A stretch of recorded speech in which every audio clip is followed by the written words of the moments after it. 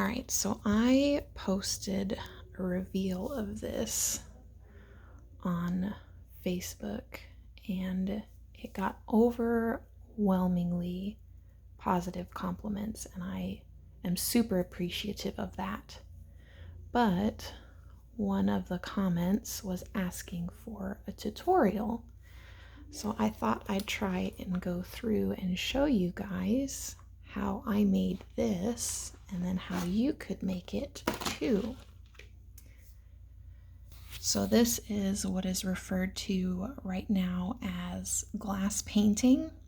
I saw some like TikTok compilations of people doing like glass painting reveals, and I became absolutely obsessed with the art style and how it looks and how it turns out and the process behind doing something like this.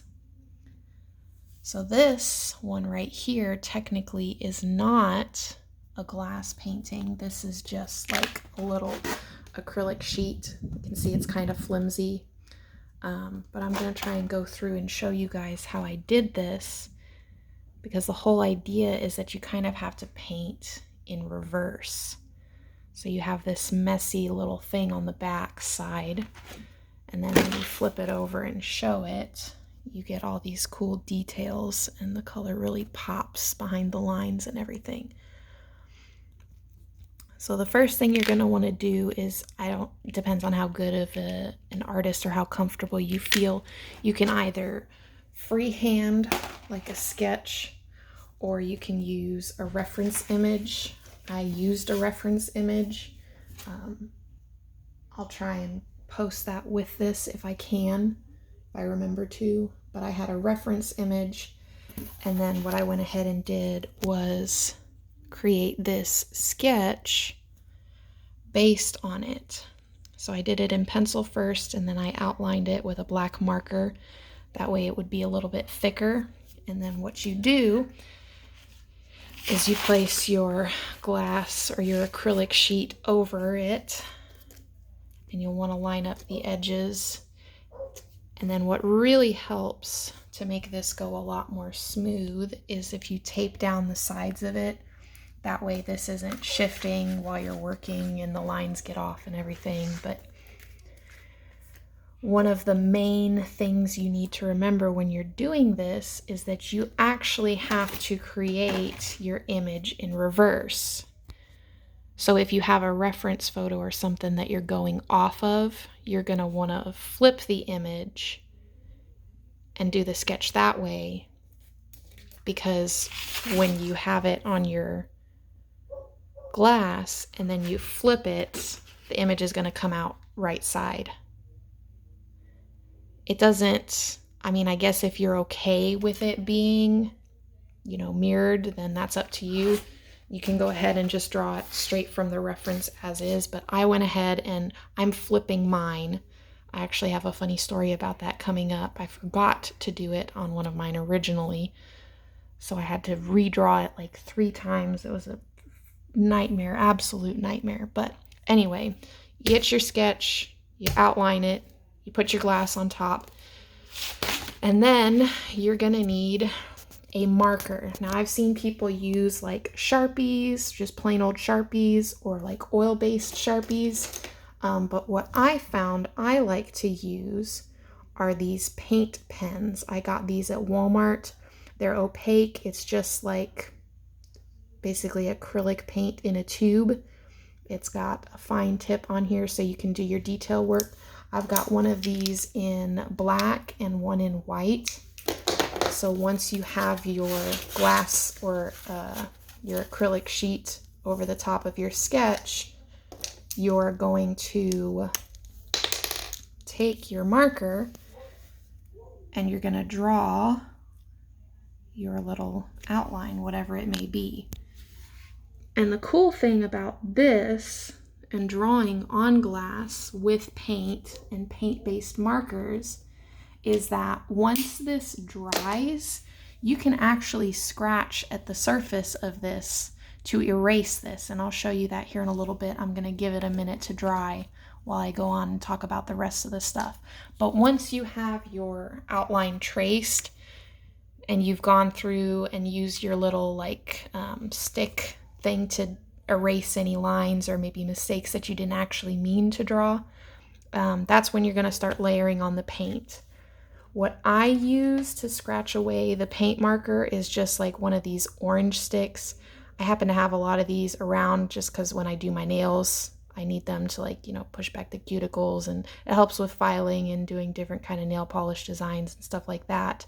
But these actually work really well to scratch the paint off for the outlines. And then even if you end up, you know, painting outside of the lines a little bit, you can go back through and kind of scratch at this to push that color back, so it's not quite as big a mistake as it could have been or was originally.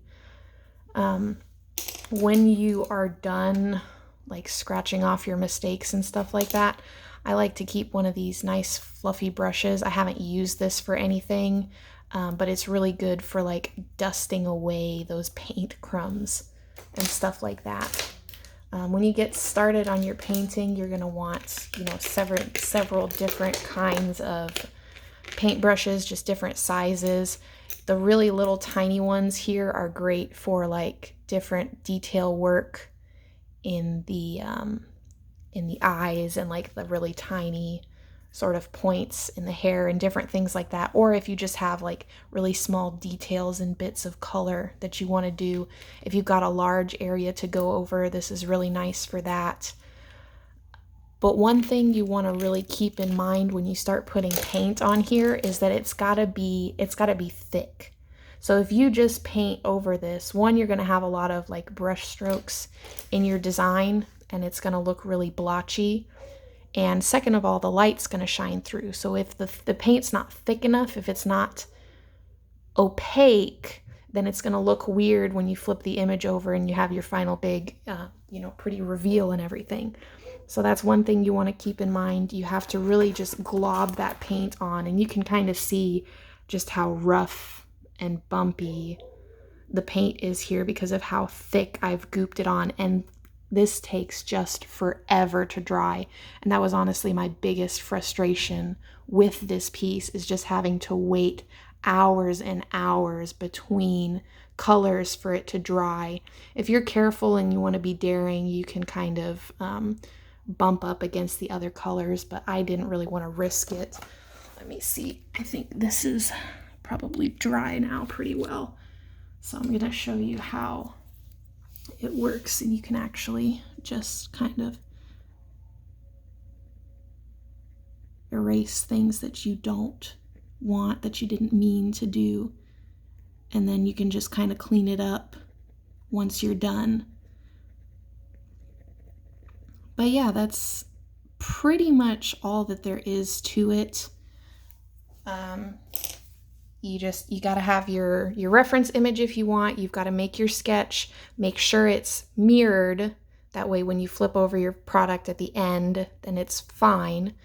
Then you're going to want to use one of those paint markers or like an oil-based or a Sharpie or whatever you got, and do your line work on your acrylic or your glass sheet. And then you'll build up the color. You'll want to do the tiniest little details. Like I started with the eyes first and then moved on like to these finer areas with the hair and sort of your shadow work. And then on the face, the skin tone, the shadow work. This was one of the first parts I did here just because it's so detailed in between the teeth there, the tiny parts like the mouth. And then you can just kind of do your big color cover at the end. I'm going to show you guys this second piece that I actually just started working on last night, so you can kind of see easier the process sort of from start to finish. So this was my original sketch, and as you can see on the back here, I actually forgot to flip this image first, so I had drawn it all nice and pretty and I had everything, and then I go, wait a minute, that's not going to look right when it's done. So I had to retrace it on some thin paper because I didn't want to freehand it all over again. And then drew it the wrong way on here, I guess technically the wrong way. And then this one I actually did go ahead and I purchased some picture frames recently. So this is an actual piece of glass, and then you'll lay that over here. I've got some tape on there to tape it in place. And then you can go over your outline on the glass with the paint marker, and then I've already cleaned this up, all my line work and everything, and then I've actually started putting color on this one first. And you can see kind of, if I can maybe get it to focus, probably not, but the paint is quite thick on here. And this one will turn out really nice because it's actually glass. I'll go ahead and take the reference off here and show you guys already kind of what it's going to look like as the color starts getting on there. But yeah, really fun. All you need are some, you can get them, you know, just from picture frames that you may have, or this one here was actually from an old poster frame that I had lying around. I ended up taking the poster out of it, popped the acrylic or the plastic sheet, whatever you want to call it, out of there, and used that to paint on here. If you guys have any other questions, you know, feel free to ask me whatever it is. But this is really accessible, I think. A lot of the materials were super cheap. Most of the stuff you've already got lying around at home. Pencils, paint brushes if you're already doing art. The paint pens, they're super cheap. They last quite a while. And then your acrylics, I've just got a big old bag of just tons of little tubes of acrylic, and these are all super cheap. I got this stuff at Walmart. It doesn't have to be super pricey to make it look good. But yeah, thanks for watching.